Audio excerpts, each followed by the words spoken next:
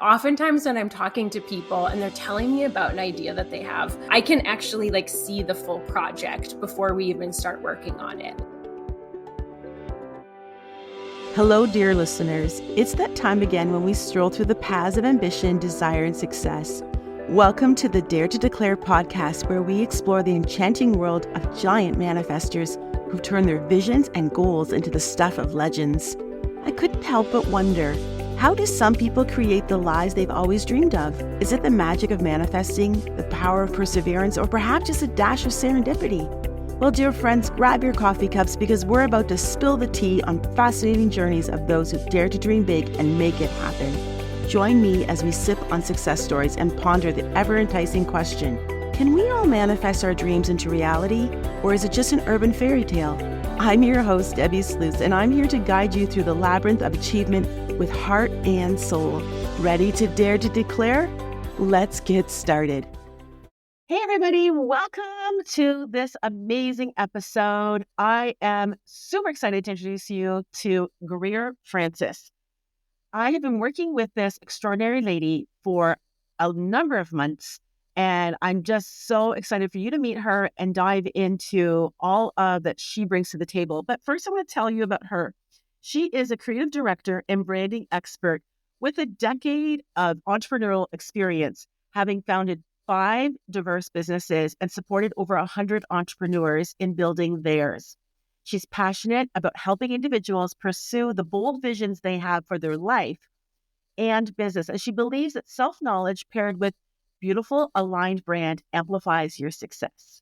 Greer's unique intuitive design method looks at you and your brand as a whole experience, ensuring your business feels as good as it looks. She believes that our businesses are deeply intertwined with our self-worth. And by uncovering our true desires, we can define our unique version of success. Welcome, Greer. Thank you so much for having me.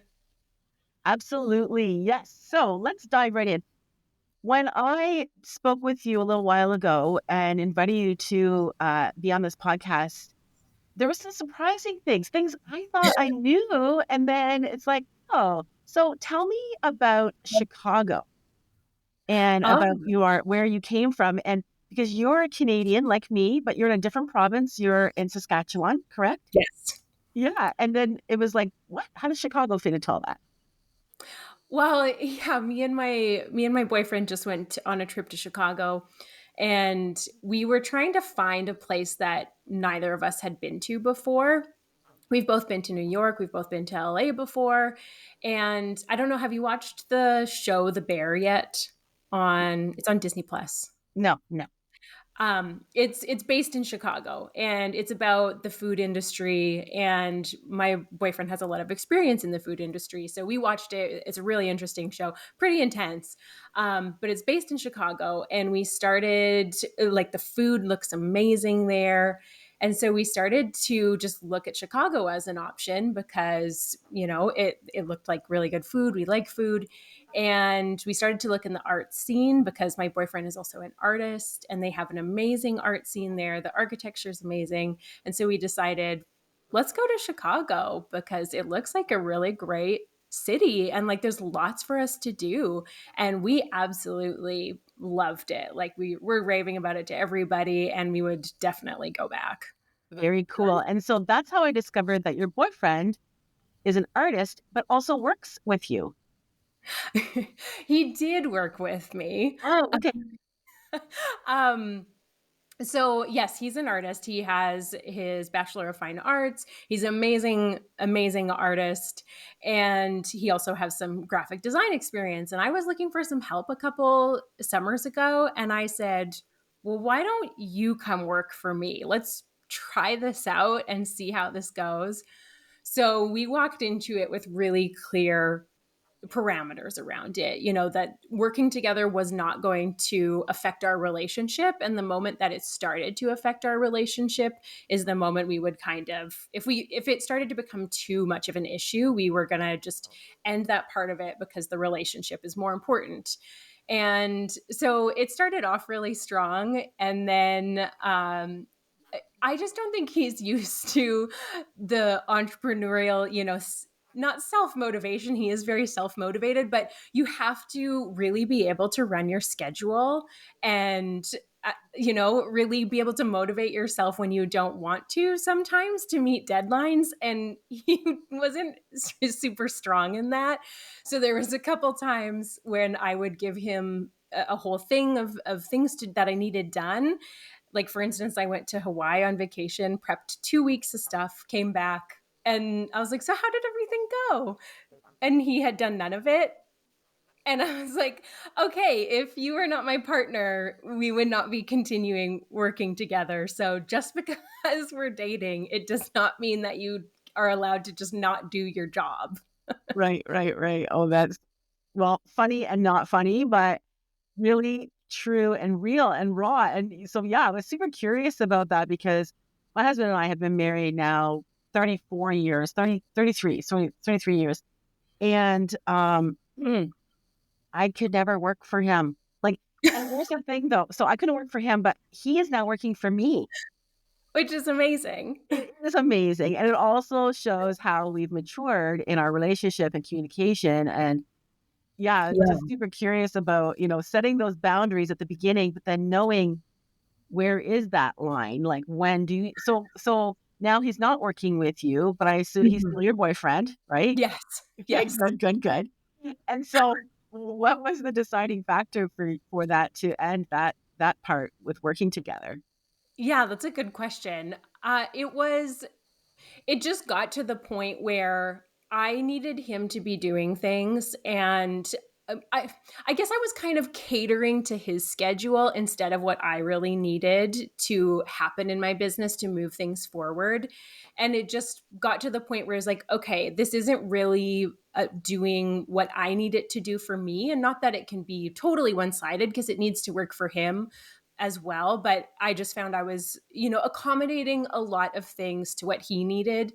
And I started to realize, this isn't actually the design support that I need in my business right now, which is fine. You've done a great job, but it's just not really working for either one of us, because he was feeling bad that he wasn't meeting deadlines, and he wasn't really supporting me in the way that I needed. So we just decided, you know what, I think this has run its course.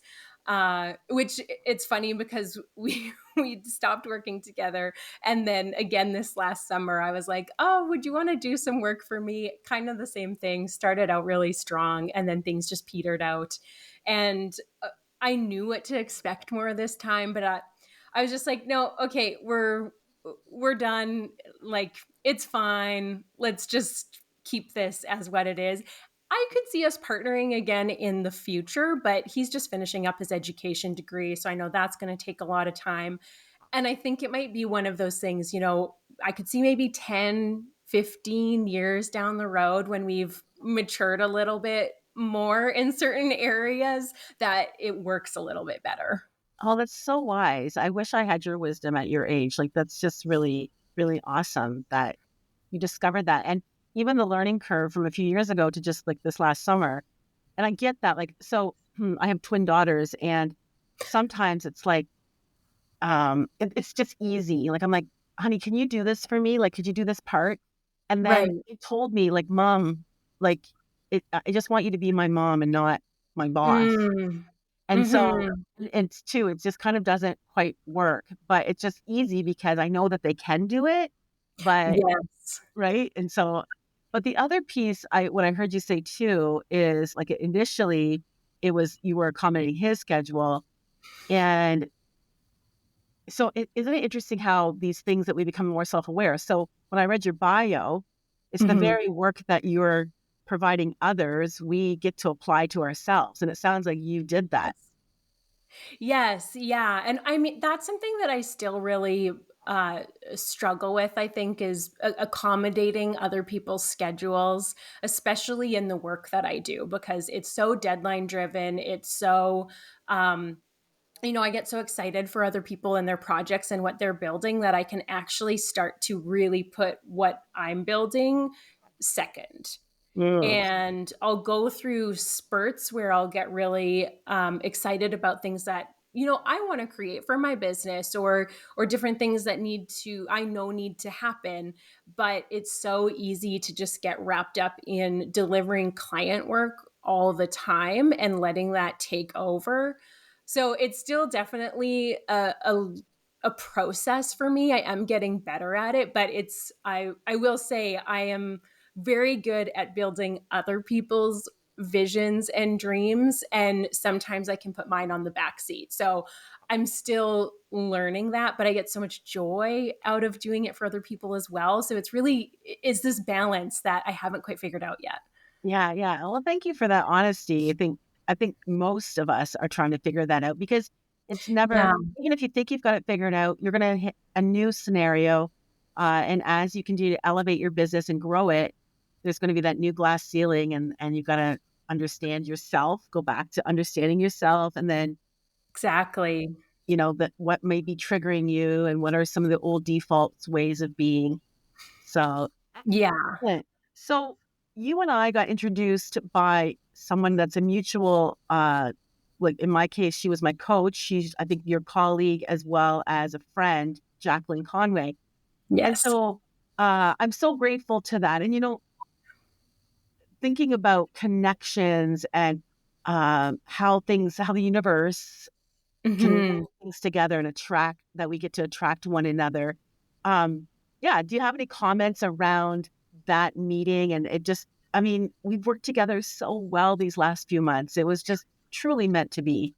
Yeah, I mean, I'm so grateful for that connection as well, and Jacqueline has introduced me to so many wonderful people, and it's one of those things that I find it's serendipitous. I think, for something like what you were bringing to life, the planner, when something really big like that, I find that pieces really start to fall into place of being able to find the right people, especially, the work that you're in, visioning that, uh, trusting that those pieces are all going to fall into place.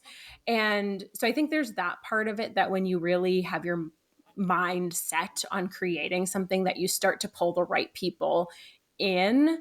And I think there's something to just about that referral. That's most of my work, is just referral from other clients, word of mouth.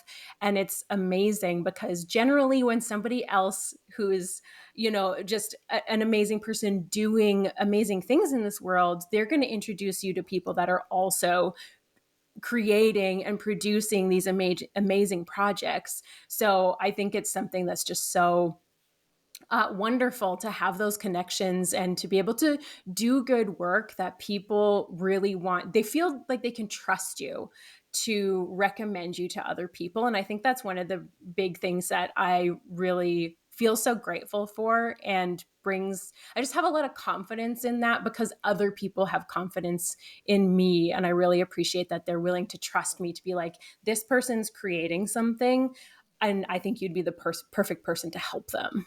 Hmm. You're right. I love that as well. I feel so much joy when I have two rock stars like you and then someone else, and I'm like, oh, you two should meet because I Yeah. know it's going to be fireworks. And then when you do connect, and then it's amazing. I'm like this proud mama, like, I called that. Yep, Yeah. yep. So There's something so satisfying about that, yeah, yes. I love that. So tell me a bit about what does the intuitive design method mean? Like, let it Mm. a little bit. Okay, that's interesting because I've never been asked that question before. And I just took myself on a business retreat this last weekend. And so I'm really playing with some of my languaging and honing in on certain things. So it's interesting because I don't know if that's going to change, or if I'm going to keep that. But the original meaning behind that is that it's really this blend of being able to connect with somebody, being able to really hear the things that maybe aren't being said, and ask the right questions to get the answer out of them, or to just be able to pick up on certain things that maybe they keep repeating. So, for instance, I don't know if you remember when I delivered you the one concept and you were like, "Oh my gosh, I love the cherries so much." And I said, "Well, yeah, you kept mentioning it, on one of our calls. So I figured, well, I got to bring some cherries in and we have to try a version like this. And so it's one of those types of things where it's like, okay, how can I really make that connection with the person and what they're trying to create and pick up on those cues? And so there's a strategic part of it of really being able to like focus in on the person and what they're trying to create and do that as efficiently as possible. And then there's another part of it where it's really trusting my own intuition of what I feel needs to be incorporated into it, whether it's, okay, this is a different idea that I have of the way that I see it, of how I'm perceiving what you're telling me. So, this is kind of a little bit out there, but oftentimes when I'm talking to people and they're telling me about an idea that they have, I can actually like see the full project before we even start working on it. Like it I can see it come into my mind of like, this is what it needs to kind of look like. And it's so funny how accurate that usually is in the end product. So that's kind of what I mean is it's this blend of intuition, connection, and strategy all in one. You're speaking my language. That's not weird at all. Like, absolutely. I mean, that's what I do as a visionary as well. And Yes. but you're right. Sometimes that scares people. So I often as well have to ask permission. I have something that is in my mind as you're speaking. Mm. I see it in pictures. And so I Yes. describe it to people. So the fact that you do that, that summarizes the intuitive piece very well. And I had no idea that I was saying cherries because it was funny when you gave it back to me. I was surprised. I'm like, cherries? Where did Yeah. that come from? I had no idea. So for anyone that's able to see, I'm just going to show the planner. This is what we're talking about. It is yummy. And it's just fresh and amazing. And so I didn't know that I would love cherries this much. I didn't know that. Like you were able to take that and create based on the questions you asked, and using your intuition. So, Hmm. what tips could you give to me to? I mean, I've already gone through this process with you, so I'll say right here, anyone that's listening, please, like this is my referral. You want to hire Greer, like Thank so, you. absolutely. And so what kind of tips would you give to someone who is a bit confused? Well, here's a question actually. I sometimes hear Hmm. about personal brands and business brands. Mm. Okay. Yeah. Can you talk a bit about is there a difference? Are they one and the same? Should you have them separate? How do you discover that? I mean, there's a loaded question. Yeah, I love the question though. Because I think it's something where a lot of people get confused on, should I start something that is a personal brand and should I go under my own name or should I start something that is, that has a different name that's kind of outside of me a little bit. And for people who are just starting out and it is them just in their business, even if they have a goal of building it into something bigger and, bringing a team on, something like that, you have to realize that at the beginning, you are still starting a personal brand. I would say there are exceptions to that. It's if you have a retail space or like a restaurant or a product based business, that's a little bit different because you are approaching that different because you're selling kind of more of an end product. You are still selling an experience, but it's a little bit different. But if you are a coach, you're putting together a course or a program, or you want to be a speaker, something like that, you are always going to be the brand. So there is always a personal element that needs to come into it. And I think that's a part that people get really afraid of because, we're afraid to be seen. We're afraid to really use our voice. Maybe we don't even know what that looks like. We're afraid to state what we really want and to really go after it. And so in the beginning, people need to realize that they are their brand, even if they want it to be perceived a little bit differently. So you're going to be very intertwined with your brand at the beginning. So I think a lot of it just ends up being self discovery and getting past those hurdles, getting past imposter syndrome, really getting clear and confident in what you're doing and being able to, go after what you really want. And that takes time. And then as your brand starts to grow, you kind of can start to do a little bit of a separation from it. And you can start to look at, okay, here's me over here, and here is the brand, is this entity itself. And you're still connected, but I feel like a separation kind of happens, and you can start to look at things a little bit differently. And you're still really driving the brand, but there is something where maybe your life values are still infused, but it looks different on how your brand is actually expressing or practicing those values. That would be an example. Um, so it's a pretty loaded question Yeah, and yeah. answer, but does that kind of provide some guidance? Yeah, and if I apply what you're just saying to just my product, so Yeah. I already had a pretty visible, established brand Yeah. with Dare to Declare, and yeah, this was a new product, so it was like, okay, so what about my brand, for example, is a non-negotiable? So Mm-hmm. one of my non-negotiables is I'm not compromising on the efficiency and the use of this planner. So I Right. could have had this planner done 6 months ago had I compromised, and like the big thing that was holding it up was this coil.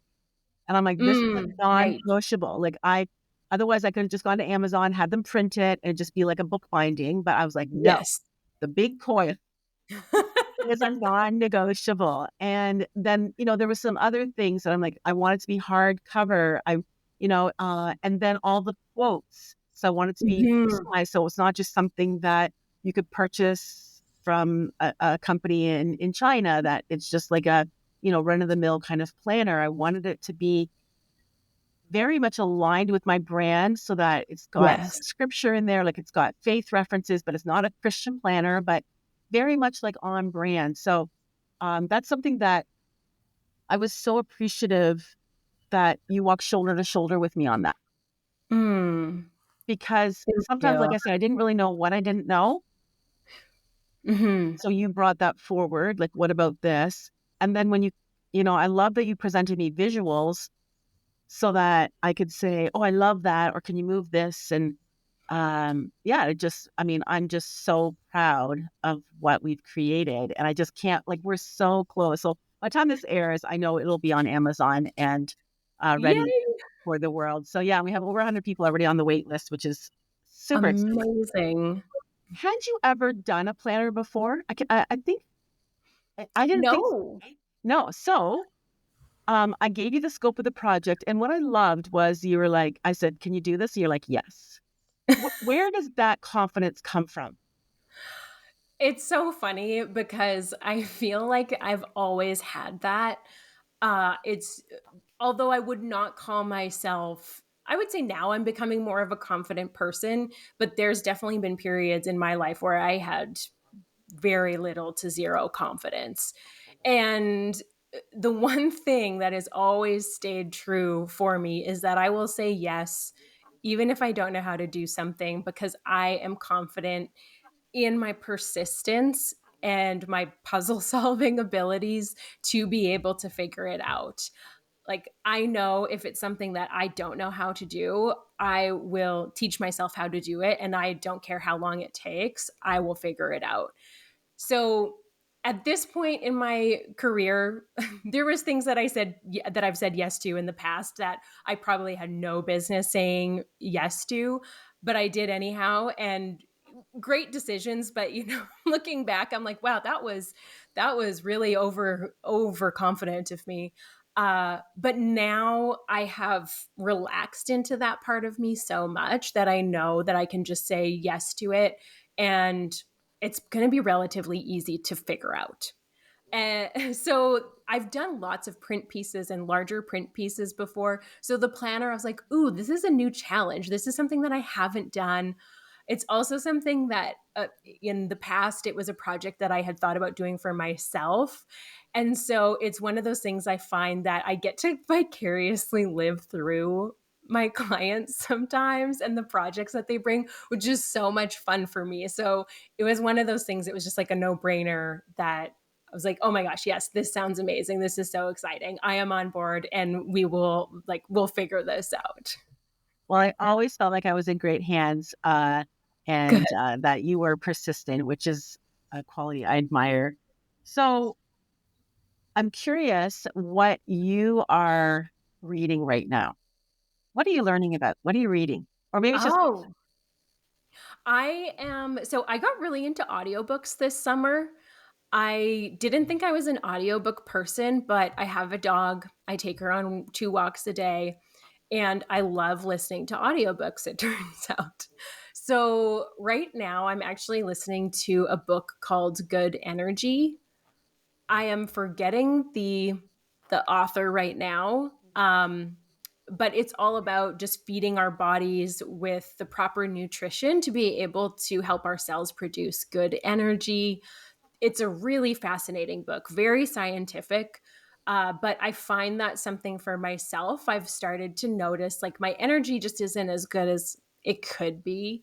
And especially being a business owner, you need to be able to, operate at a high level really consistently. So this is a great listen for anybody who is maybe wanting to reframe their relationship with food. Again, it's a pretty intense book because it is very scientific, but she breaks it down so you're like, oh, I really understand why I feel the way I do when I do these certain things. So yeah, that's what I'm listening to right now. very cool. So that leads me to my final question for you is what's next for you? So you talked about maybe shifting your title, although I do love this intuitive definition. Like that does make a lot of sense. And that's been my experience with you. But yeah, Okay, so well, so thank you what's for that validation because I might just keep that. So what's next? I'm really looking at just, okay, how can I simplify what I do? How can I make it even more streamlined? How can I make it even clearer for people? And so that's part of what I'm really doing is looking at, okay, how can we really fine tune our systems, because that's something that I really care about, is providing a really great service. Like you said, you felt like I was with you along the way. That's like the best feedback that I could get, so thank you. So that's one part of it, and another part is I want to get more into the brand education side of things. So being able to teach people more in depth on a lot of the concepts that we're talking about, just even the brand thing of, do I go with a personal brand, do I go with like something that's outside of my name, being able to help educate people when they're starting and there's a lot of questions and there's a lot of unknowns and there's a lot of I don't know what direction to go. I find it's really hard to find resources at those beginning stages sometimes, especially when you're trying to like build a brand and you don't want to keep changing your mind about it all the time. So that's where I want to start to move some of my time into, because it's just something that really excites me. very cool. So are you thinking like a book or courses, or have you even thought that far ahead? I have, yes. So I have some courses that I've actually created in the past that I'm going to recreate. And I mean, a book, I would love to do a book. I'm a little bit ambitious and I want to start the process next spring, but we'll see how that goes because I know people who have written books and it is a lot to go into it. So who knows? It might be a next year thing. It could be a few years in the making. Right, right, right. Well, you are one to watch. You are a star, Thank and I you. know your star is going to continue to rise. And so, how can people get a hold of you, Greer? So the best spot is on my website. So it is just greerfrances.com. Um, like I said, we're kind of in the process of overhauling some stuff. So will be changing. So that's why probably website's the best spot. You can book a call with me there. I have complimentary calls to be able to just connect and talk about your project, see if we're a good fit. So that's probably the best spot. And then I also do Instagram is where I am usually the most. So I share lots of brand stuff, business stuff, and also a lot of life stuff, mostly my dog. But uh, That's I'm there under at I am Greer Frances. very cool. So what's your dog's name? Lily. Aw.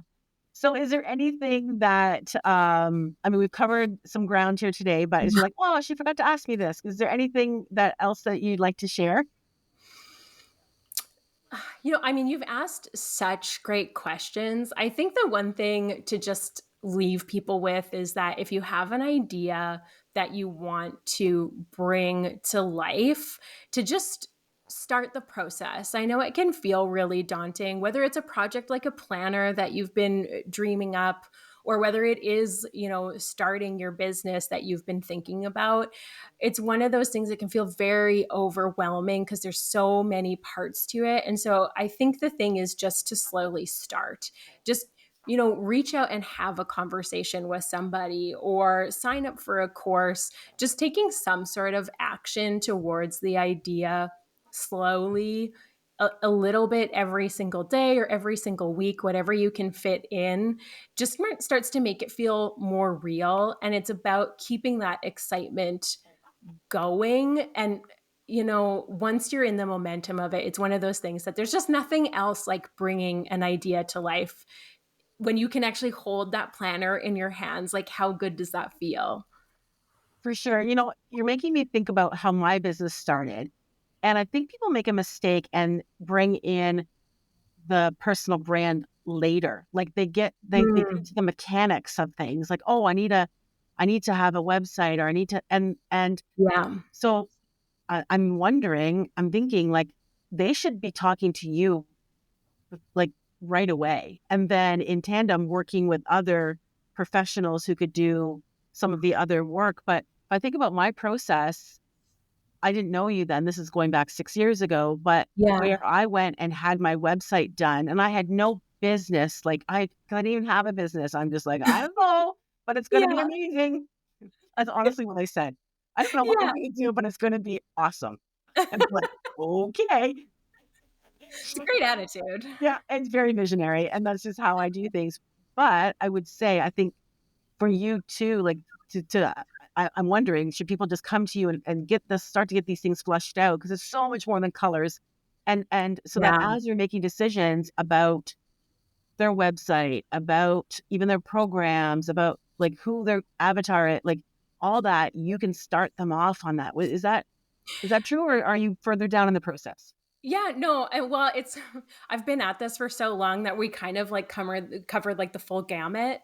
So I do work with clients to figure that out because that's a piece that I found is missing so often. Like you said, they come in thinking, "Oh, I need a website," which will mean I have a business, but that's not necessarily the case. And so a lot of times that foundational work gets skipped because it's the hard work to do. It's not the fun, let's make a pretty website part of it.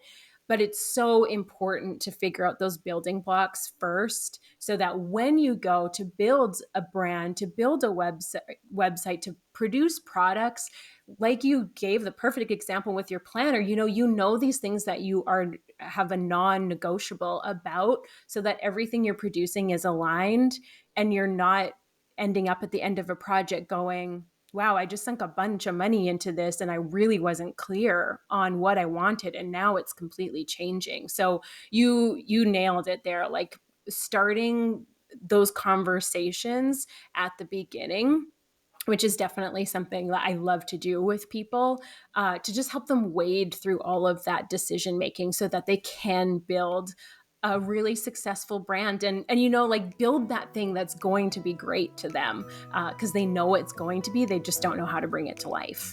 Right. And that's where you come in. Amazing. Well, thanks, Greer. It's always such a pleasure to talk to you. You are so lovely, so talented. And Thank yeah, you. everyone, take her up on her offer. Go to her website, and book a call with her. And thanks so much for being here today. Thank you so much for having me, and I can't wait to get my hands on one of those planners. Coming soon. Today, we've delved into the realm of manifesting giants, exploring the power of declaring our desires to the universe with unapologetic boldness. But before we bid adieu, I have a little something special to share with all of you dreamers out there.